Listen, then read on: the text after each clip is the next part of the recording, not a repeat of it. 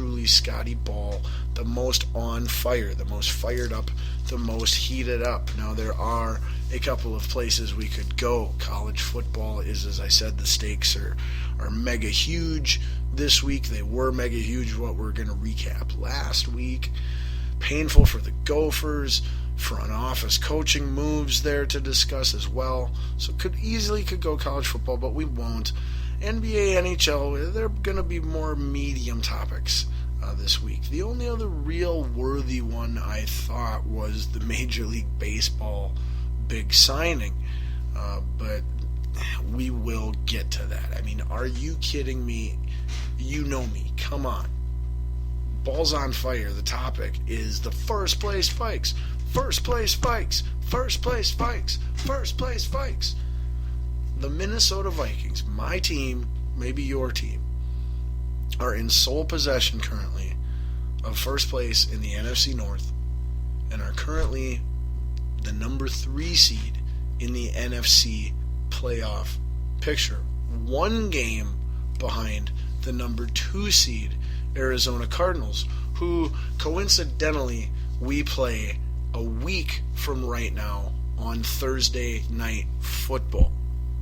That means that this Sunday's game against the Seattle Seahawks at home, TCF Bank, is very big for our playoff picture hopes. Everybody's looked at this whole time, this playoff picture, as, the 1 seed's locked up as Carolina, the 2 seed's locked up as Arizona, and then the winner of the North will be the 3 seed. Well, it doesn't appear now, especially looking at the schedule, that 2 seed is locked up or clinched by the Cardinals, who just lost their primary running back, Chris Johnson. Yeah, you remember, that Chris Johnson, Y2K, Y2 not K. Why not 2K, I guess, would have probably... Whichever you prefer, why not 2K, Y2 not K. Your call. But anyway, he's been having a good season as the Arizona Cardinals' primary running back, splitting duties with Andre Ellington, as well as, I believe it is David Johnson, the third string back, worked into the rotation as well. Well, Chris Johnson went out with season-ending injury or indefinite injury last week, and so Andre Ellington's got turf toe, and not sure, how much that's going to affect him. He might be out immediately or indefinitely as well. So their running back core is very depleted, but they're only 1 game in front of the Vikings. So if both Cardinals and Vikings hold suit and win their games this week, the game next week on Thursday night will be for possession of the number 2 seed, because if the Vikes were to win, they would have the same record. They'd be tied with record, but they would own the tiebreaker in head-to-head matchup. So the fact that the 2 teams contesting for that second coveted, bye week and home field advantage in the second round of the playoffs, guaranteed, it could be and hopefully will be on the line this coming Thursday. But before we get too carried away, too ahead of ourselves, and looking at that potential game for number 2, yes, our goal is to get number 2. We want number 2. We want number 2. We want number 2. It's just got to, I don't know. It doesn't really have a ring to it. But again, let's slow our rolls. Let's come back into the moment, not get too far ahead of ourselves like we did 2 weeks ago against the rival Green Bay Cheesehead Packers. And let us focus on the task at hand, which is this coming Sunday at TCF Bank in Minneapolis, Minnesota, which, thanks to the world's greatest sister ever, yours truly will be in attendance at. That's right. Sorry, don't worry. I will live it up for you guys. I'm not going to be one of those DB fans sitting there, not appreciating the experience. Believe me, I will be in the experience. Don't be surprised to, see me on your TV screen via the Jumbotron or something if you're watching the game at home. But again, thank you, little sis. I love you so much, and not for taking me to the game. I love you because you're the best little sister ever. But okay, enough mush. I'm really excited. I haven't been to a Vikings game in quite a while. I want to say since the year that Allen was going for the sack record. I went to 2 games that season. But that would have been the last time I've been to a Vikings game. Or a regular season game, at least. So it's been quite a while. I can't wait. I was hoping to get to a game at TCF Bank Stadium in one of the 2 years that we'd be playing there, and lo and behold, that will come true. But we have a very tough task this week. We are hosting the Seattle Seahawks, who are now currently sitting in that 6th seed wild card spot, along with the Atlanta Falcons.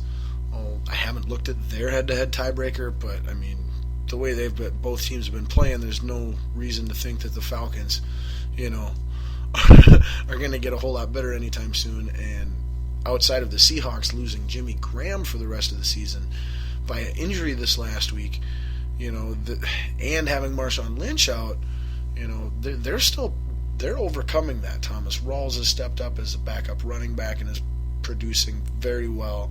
The offensive line seems to be performing better, at least, they're performing well. They're kind of similar to the Vikings. They run block fairly well. They can struggle pass blocking. But you had Russell Wilson threw 5 touchdowns last week.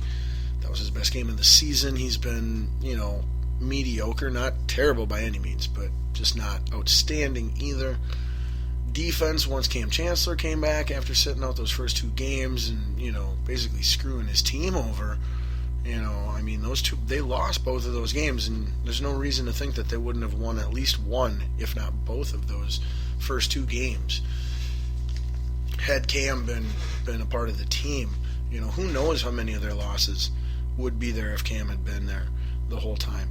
So, Seahawks, we all know, 2-time Super Bowl, back-to-back here, the last 2 seasons going to the Super Bowl, winning it 2 years ago, throwing it away, literally, and metaphorically, in last year's Super Bowl against the Patriots. They should be the 2-time defending, back-to-back Super Bowl champions.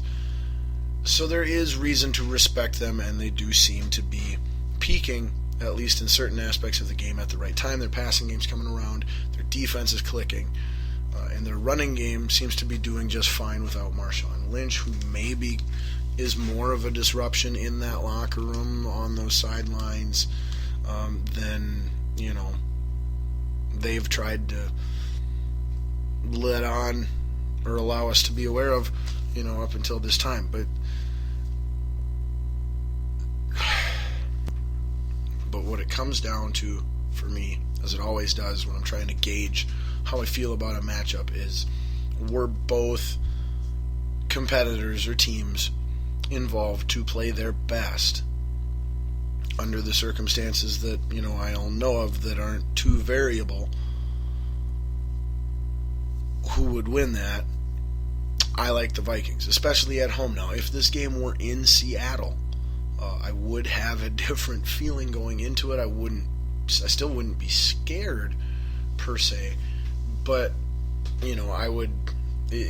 Basically, to me, this game is a coin flip right now, and because it's at home, and because of how relatively more healthy we are, despite the fact that we're missing Harrison Smith at safety, we are relatively more healthy than the Seattle Seahawks as well. Hosting that game, I think we win. And the other reason for that, before we kind of keep rewinding, just, slowly but surely here, in regards to the Vikings, is the Vikings match up almost the exact same way, excuse me, that Seattle does. Like we're very similar teams. We win the same ways. We're built on defense, running the ball, quarterbacks that can extend plays and make plays with their arms and their legs and their head when and if they need to.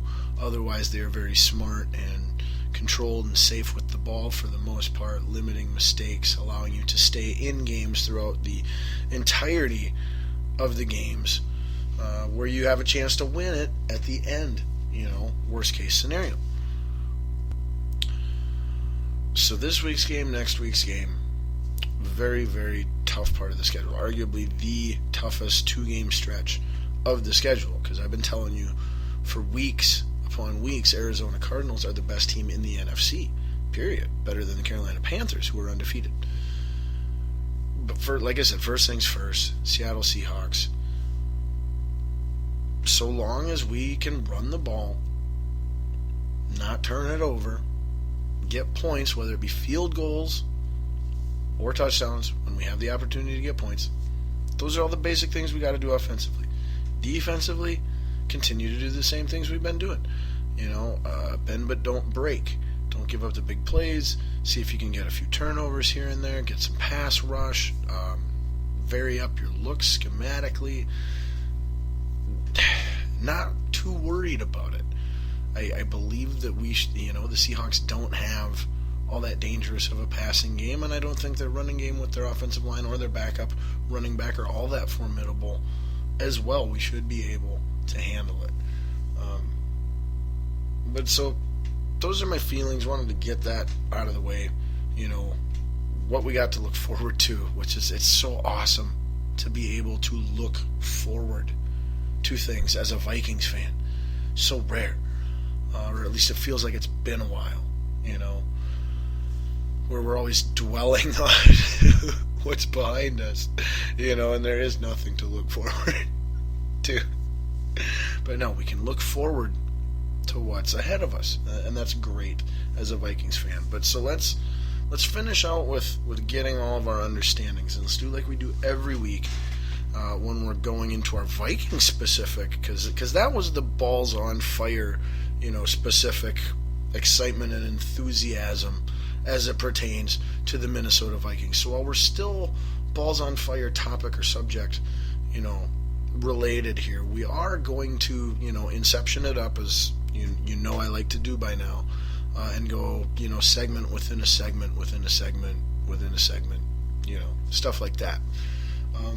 So we will officially go to our, next segment within a segment. We're still in balls on fire, but our segment within the segment, which our weekly review of our Vikings film, what we learned about the Vikings, how they really played in last week's game, and what we can learn, where I do you the honor of play-by-play going over the entire film's worth of every Vikings game that they play and grade out every player on every play and, give you the actual accurate results, because a lot of times numbers can suggest that a player did really good and in fact they didn't do all that good, or vice versa. And sometimes people, a lot of people don't know. A lot of the frickin' sports media idiots on ESPN and Keffin and Fox and what have you, they don't even know. But lucky for you, I do know. So I go over that with you every week. And when we get to that part of our Vikings Talk Weekly here, we call it the Purple Vein. That's right. It's a Minnesota thing. It's a Minnesota tie. Now, I mentioned earlier that I had something very special for you this week. Here we go. This is it. Are you ready? I did this for you guys. I came up with this for you. And I hope you enjoy it. We have if you like it, a weekly predecessing theme song for our bit that is Vikings film review every week that we call the Purple Vein. All right, are you ready for this? So far it's just going to be a cappella, but we'll try. Maybe we'll increase the production as the popularity of it builds. But here we go. Doom. I know they've always caused you many sorrows. I know they tend to drive their fans insane. We only want them one time to be a champion. We talk about 'em weekly, and it's called the Purple Vein.